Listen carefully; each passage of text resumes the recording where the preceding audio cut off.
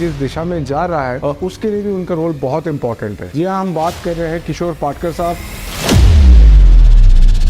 जब आप स्वतंत्र वीर सावरकर का अपमान करोगे या कोई विचारों से कांग्रेस पार्टी से जुड़ नहीं सकते। एक तरफ उद्धव साहब थे जो बहुत ही प्यारा आदमी, प्रेमळ आदमी, एक तरफ एकनाथ शिंदे साहब थे जो दिन रात रॉबर्ट की तरह काम करने वाला आदमी। किशोर पाटकर ने रिडेवलपमेंट के लिए क्या किया है ये मेरे इधर के लोगों को सब मालूम है। सब मेरे ऊपर कोई पोस्ट बना के या मेरे इससे मेरा कोई फर्क नहीं पड़ता है। मैं चैलेंज दे रहा हूँ, मंदा काकी ने पीछे नहीं हटना चाहिए, क्योंकि काकी उधर आए, लोगों को आके मिले। काकी तो किसी का 1 रुपया कभी लेते नहीं है, वो कभी किसी बिल्डर को फ़ोन ही नहीं करती है। और मोदी ये काम करने जा रहा है, मेरी कोई वैल्यू है कि नहीं, तो इधर के कुछ पॉलिटिकल लीडर को बहुत बुरा लगा। तो नाइक साहब सुदत देवी के कहने से इतने मैच्योर्ड पॉलिटिशियन कैसे हैं मुझे मालूम नहीं। 600 लोगों का भला सोचना चाहिए था। बैठेंगे वो फटीचर कौन है जिसको काम धंधा नहीं, गार्डन ले लिया, तुम्हारे बाप का है क्या? ये किधर से आके इधर महाराष्ट्र में मराठी लोगों का बाप निकालता है। मेट्रो चैनल जिस किसी का भी है वो एक मेट्रो चैनल पे आता है और कुछ न कुछ भोग के वापस अपने बिल में चला जाता है। हमारे ऊपर आदेश नाटा साहब का, एकनाथ शिंदे साहब का चलता है, बीजेपी का चलता नहीं है।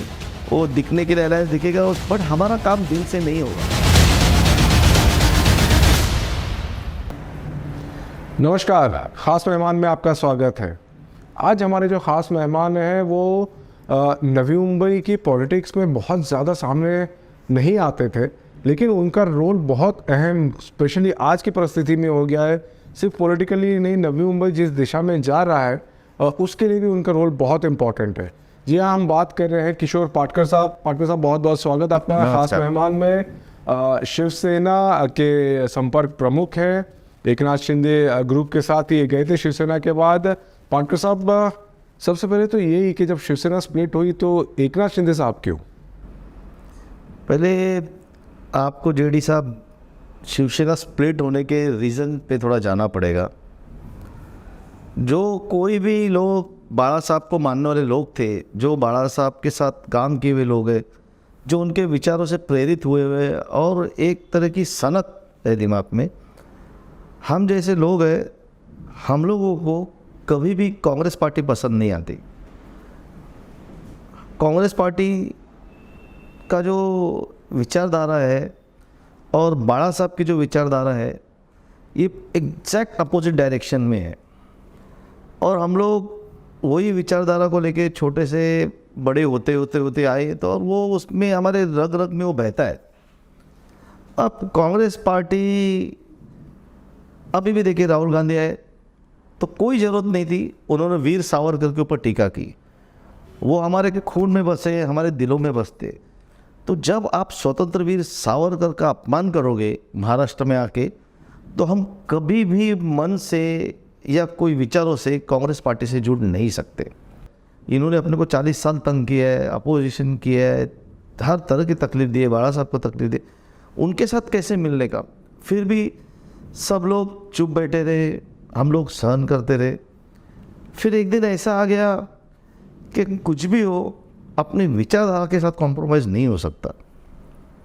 और जब ये डिसीजन एकनाथ शिंदे साहब ने लिया भारतीय जनता पार्टी के साथ जाने का, उससे ज़्यादा हमको ये खुशी हुई थी कांग्रेस को छोड़ने का डिसीजन लिया है।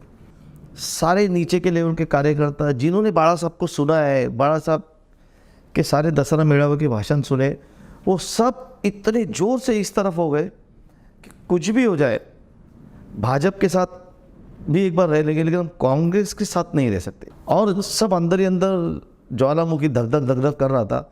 और जब ये डिसीजन लिया गया कि अभी हम इनके साथ, इनसे नहीं अलग हुए, तो शिवसेना पूरी पार्टी ख़त्म हो जाती, बीजेपी पूरा सुला डालती, आपको बोल देता हूँ। अब शिवसेना बचाने के लिए फिर शिंदे साहब ने ऐसा डिसीजन लिया। और वो डिसीजन मेरे जैसे लोग, जितने भी बाला साहब को मानने वाले लोग, स्वतंत्र वीर सावरकर को मानने वाले लोग, हमारे विचारधारा के लोग, हम लोग बहुत आज़ाद महसूस करके और एकदम ओत प्रोत होके कि अभी हमको हमारे मन के जैसा शिवसेना दिख रहा है। एक तरफ उद्धव साहब थे जो बहुत ही प्यारा आदमी, प्रेमळ आदमी, एक तरफ एकनाथ शिंदे साहब थे जो दिन रात रॉबर्ट की तरह काम करने वाला आदमी, दिन भर लोगों को मिलने वाला आदमी, लोगों की समस्याओं में घुसने वाला आदमी, अपने कार्यकर्ता कैसे आगे बढ़ेंगे, कैसे इनकी प्रगति होगी, कैसे शिवसेना बढ़ेगी, इस टाइप का आदमी, इन दोनों में से चॉइस करना था। तो मैंने थोड़ी देर के लिए सोच लिया यहाँ काम करने वाले आदमी के साथ रहना बहुत ज़रूरी है, क्योंकि मेरे पीछे करीब करीब 15-17 हज़ार परिवार खड़े जिनके घरों के काम होने हैं।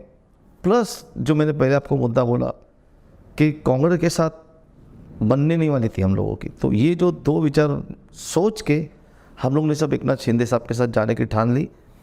इधर ये सारे तकलीफ़ें थी, अगर मैं उद्धव साहब के साथ रहता मुझे नहीं लगता मुझे कोई एनओसी मिलनी थी।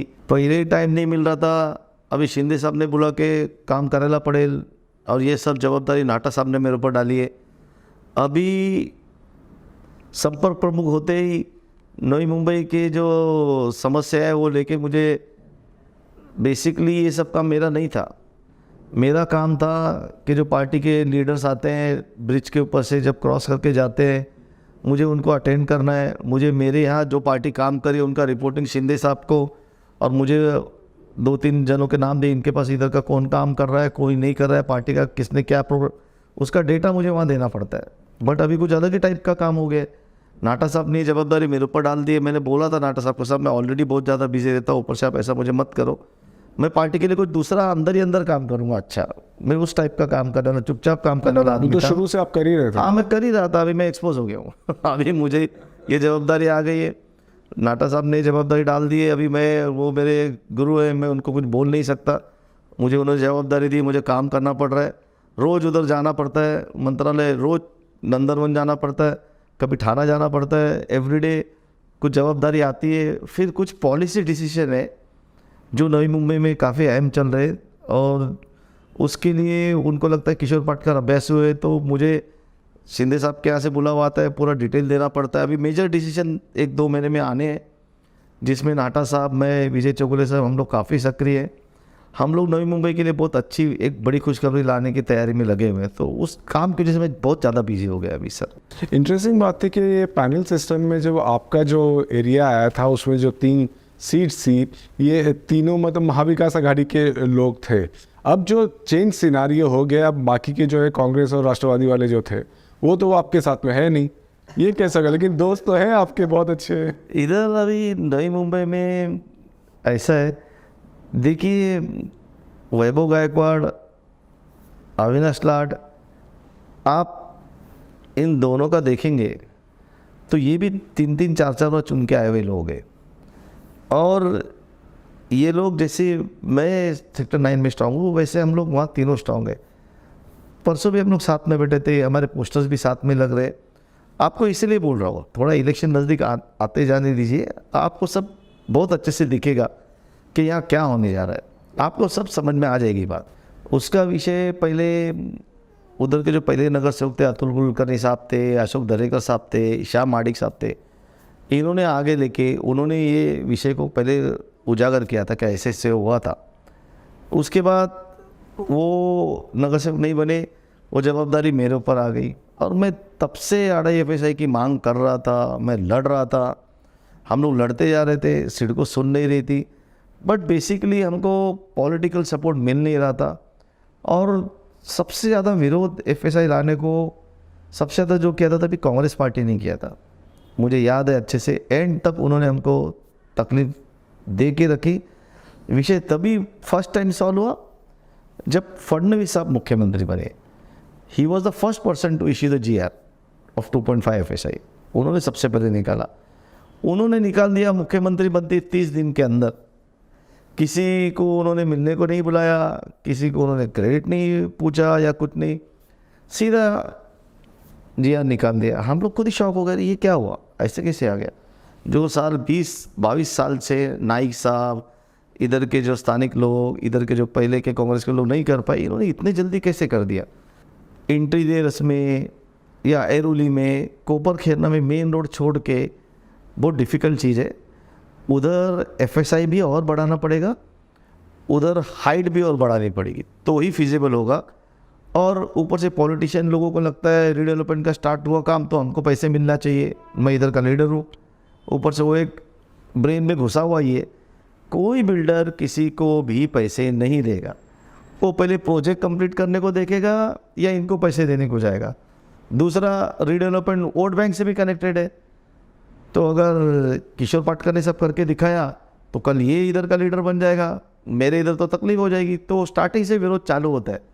तो ये विरोध मोड़ के सबका घर में अच्छे से उनको ओसी दिला के उनको प्रवेश करवाना ही मेन टारगेट होता है कि इनका कैसा घर बन के इज्जत से लोग अपने अपने घर में चले जाए।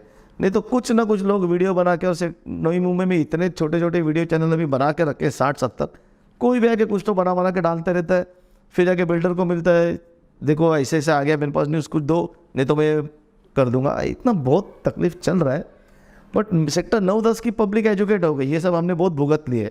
जो नया नया कंपाउंड बनने जाएगा दूसरे एरिया में, वो इसमें से सब फेस करते हुए जाएंगे।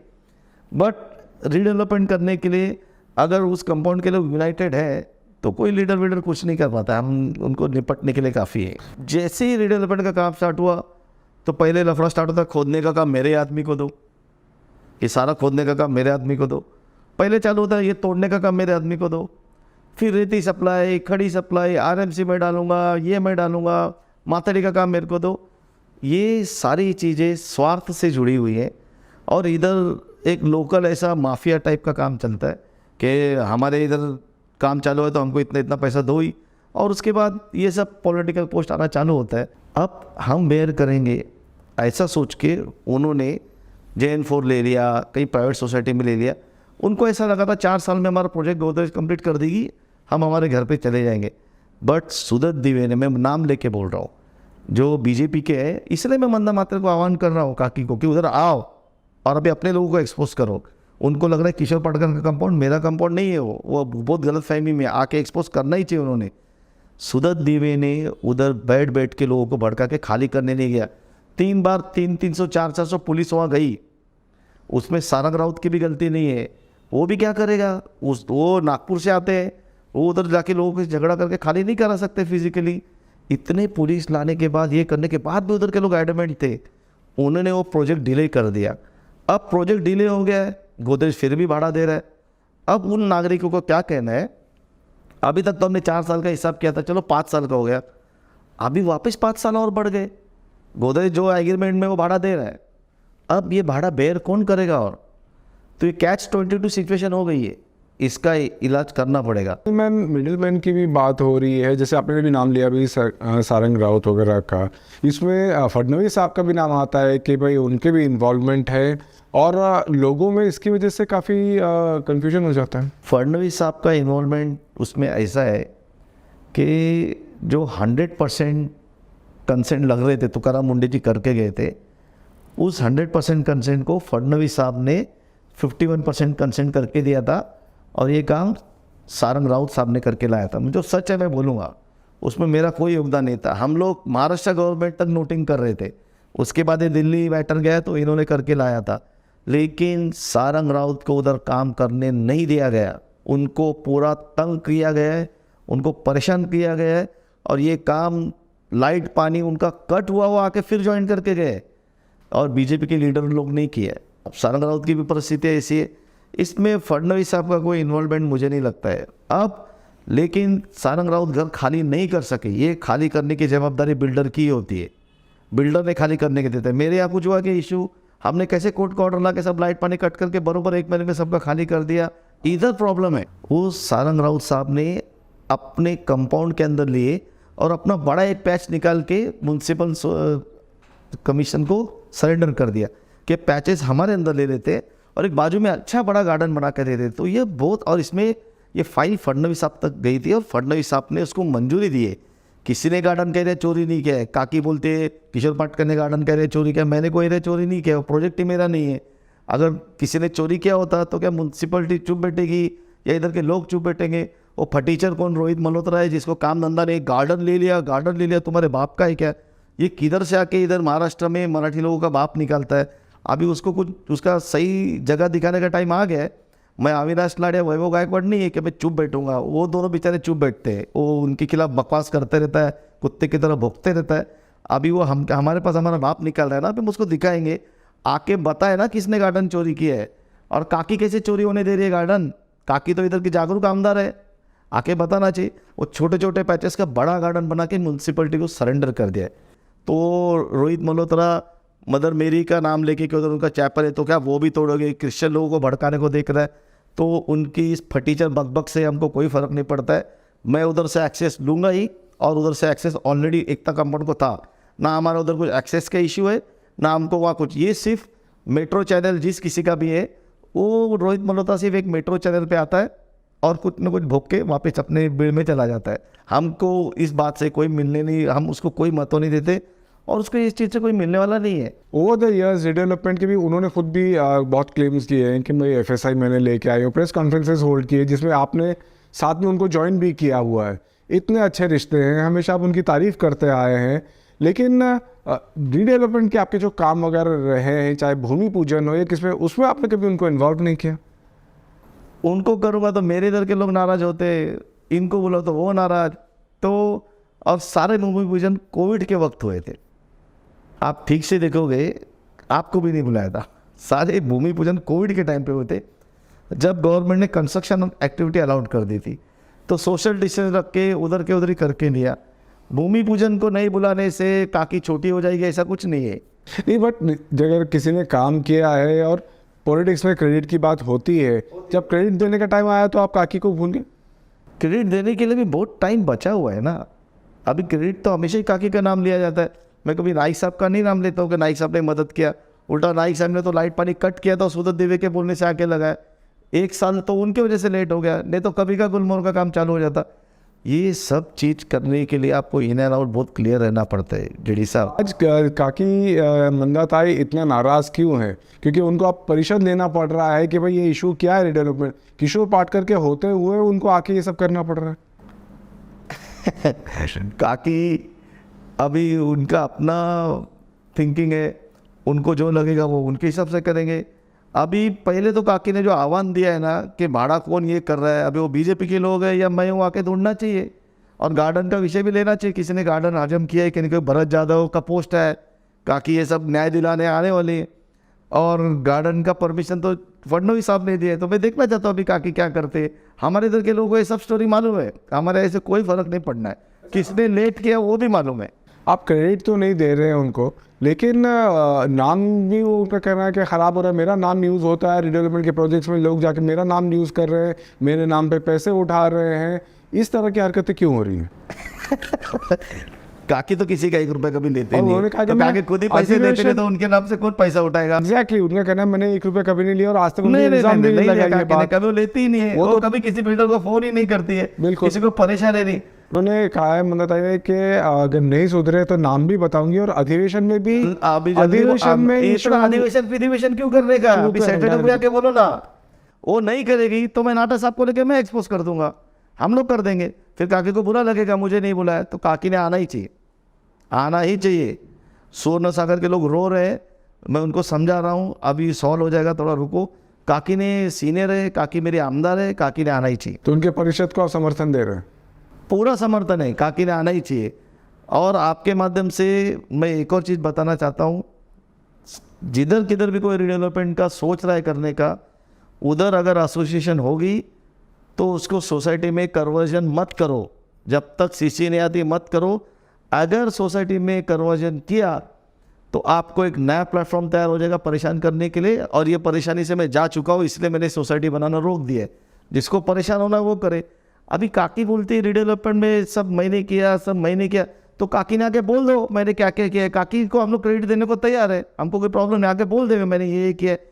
लेकिन पहला न्याय गुलमोहर वाले लोग के साथ करना चाहिए। सब 7 साल से लोग भाड़ा भर रहे, पोस्ट डाली है ना, गार्डन हड़प किया है। तो देखो फडणवीस साहब ने परमिशन दी है कि इधर का गार्डन इधर शिफ्ट करो, और ये परमिसिबल है। फडणवीस साहब ऐसा गलत नहीं करेंगे, वो परमिसिबल है, परमिशन लेके किया हुआ है। अभी हमारे एमओएच है एनएमएमसी के, उन्होंने इतना अच्छा हॉस्पिटल न्यूरोजन का रजिस्ट्रेशन कैंसिल कर दिया। ये कौन से पावर में उन्होंने ऐसा डिसीजन लिया? मैं आज ही शाम को उनकी कंप्लेंट करने जा रहा हूँ शिंदे साहब को। मुझे तो पूरी मालूमात मिले कि न्यूरोजन हॉस्पिटल से पैसा मांगा गया 1 करोड़ दो, और 1 करोड़ नहीं देने के बाद ऐसा हुआ। मैं डायरेक्ट एलिगेशन कर रहा हूँ, अगर ऐसा कारोबार नई मुंबई में चलेगा तो नई मुंबई के लोग प्रतिनिधि सब जागरूक और सक्षम है, हम लोग ये सब होने नहीं देंगे। अभी कैसा ऐसा कट कर सकता है? इतना सेवा कर रहा है हॉस्पिटल का, इतना अच्छा सेवा कर रहा था वो। मुझे कोविड में याद है कई जगह नहीं मिली तो न्यूजल हॉस्पिटल दे रहा था। ऐसा डिसीजन यहाँ नहीं चलने वाला है। फाइनली इलेक्शंस का जो बात चल रही है, बहुत इंटरेस्टिंग सिचुएशन। मैंने कहा कि आपके पैनल में भी MBA के थे, आप अलग हो गए, ठीक है, आपके दोस्त थे, और आपने कहा कि देखिए क्या होता है आगे। एक जो बड़ा लार्जर कॉन्टेक्स्ट में है कि आपकी पॉलिटिक्स में गणेश नायक से आपकी कभी बनी ही नहीं है, बहुत लॉगर हेड्स पे आप रहे हैं। आज तो अब BJP आपकी एलाई है, तो फिर ये काम किस तरह से मिलके करेगा? क्योंकि आज भी आप उनके खिलाफ बोल रहे हैं कि आपको हर्डल्स किया है। मेरे यहाँ पे लाइट पानी क्यों कनेक्शन किया के? हमारा वैचारिक मतभेद है ही। मैं अभी बेलापुर में कौन है बीजेपी में? अलायंस में लड़ना पड़ेगा आपको। बेलापुर में कौन है बीजेपी में? मंदा काकी है, रामचंद्र घरत साहब है, विजय घाटे साहब है, ये सारे हम लोग, हमारा जो बेलापुर वार्ड में हमारा इनके साथ एकदम प्यार है, एकदम अच्छा रिश्तेदार है, मतलब अच्छा ही चल रहा है हम लोग का। हम करेंगे ना एक दूसरे के लिए काम, हमको कुछ प्रॉब्लम नहीं। अभी कोई बीजेपी का लीडर भी आके हमको मनमानी करेगा तो हम क्यों सुनेंगे? हमारे ऊपर आदेश नाटा साहब का, एकनाथ शिंदे साहब का चलता है, बीजेपी का चलता नहीं है कि हमको बीजेपी ऑर्डर करेगी। हम हमारे पार्टी के लीडर्स का सुनेंगे, हम हमारा काम करेंगे। क्या घड़ी घड़ी हम ही प्यार दिखाएंगे, आप हमको नफरत ही देते जाओगे, हम आपका सुनते रहेंगे, आप फिर भी हमको नफरत देते जाओगे, तो मैं किसी का भी सुनने वाला नहीं हूँ। और हमारे पार्टी के लोग मिलके तो करना पड़ेगा काम। अलायंस है आपको। कभी भी नहीं होगा। वो दिखने के लिए अलायंस दिखेगा, और शिंदे साहब भी अवेयर है, बीजेपी के लोग भी अवेयर है। हमारा, मैं आपको बोल चुका हूँ, हमारा काकी के साथ बहुत अच्छा रिलेशन है, हमारा बाकी नीचे की पूरी जो सेकंड फड़ी है उसके साथ भी अच्छा रिलेशन है। हम मिलके करेंगे ना काम। वो हमारी अलायंस पार्टी है, और शिंदे साहब का ऑर्डर आएगा, बस ने काम करा तो हमको करना पड़ेगा। बट हमारा काम दिल से नहीं होगा, ना उनका होगा ना हमारा होगा। अभी आप देखिए, उनके आगे भी नगर से हमसे बात भी नहीं करते। तो ये सिर्फ पेपर पे चलने वाला है, और नई मुंबई का पॉलिटिकल सीनरियो हमेशा ऐसी रहा है। On the contrary, finally Patkar साहब, व्यूअर्स को हमारे क्या कहना चाहेंगे आप? व्यूअर्स को यही कहना चाहूँगा, बेसिकली मेरा नाम रीडेवलपर से ज़्यादा कनेक्टेड रहता है। हम लोग रीडेवलपमेंट में काम करने के लिए काफ़ी सक्षम है। हम लोग लोगों की सेवा कर रहे हैं, और नवी मुंबई में रीडेवलपमेंट को आप सपोर्ट करो, क्योंकि कोई भी सिटी 35 साल होने का तो जूनी होके ये ट्रांसफॉर्मेशन पीरियड आता ही है, और वो ट्रांसफॉर्मेशन पीरियड अभी नवी मुंबई का चल रहा है। इसमें रोड वाइडनिंग, सारी चीज़ें, ये जो सारी चीज़ों, गार्डन्स, ये सब आने वाले ही हैं। काफ़ी ओपन स्पेस तैयार होने वाले हैं। इसमें पॉपुलेशन नहीं बढ़ना चाहिए बोल के बहुत अच्छा म्यूनसिपल कॉर्पोरेशन ने क्रिसिल जैसे कंपनी से इम्पैक्ट असेसमेंट रिपोर्ट बनाया हुआ है, जिसको हाई कोर्ट के जजेस ने भी अप्रिशिएट किया है। तो ये सारी चीज़ें बहुत अच्छे से घट रही है। जिनको करना है वो करो, जिनको नहीं करना है वो करो, कोई ज़बरदस्ती तो नहीं है। और बस धन्यवाद। बहुत बहुत शुक्रिया पाटकर साहब, बहुत क्लैरिटी से आपने किया, और हमेशा की तरह कॉन्फिडेंट है इसी उम्मीद के साथ कि ये कंट्रोवर्सीज रिजॉल्व हो जाए, और जैसा कि आपने कहा कि लोगों के जो घर हैं उनको सही मायने में अच्छे से मिले। और अब आप सिर्फ रिडेवलपमेंट के लिए नहीं रहे हैं, नवी मुंबई के बड़े लीडरों में से हैं, तो आपकी रिस्पॉन्सिबिलिटी, आप हमारा झगड़ा मत लगाओ। आपकी पार्टी ने आपको रिस्पॉन्सिबिलिटी और बढ़ा दी है। आपको बहुत बहुत शुभकामनाएं। खास मेहमान में इस हफ्ते इतने ही। किशोर पाटकर साहब, अगले हफ्ते हम नए मेहमान के साथ हाजिर होंगे। नमस्कार। नमस्कार।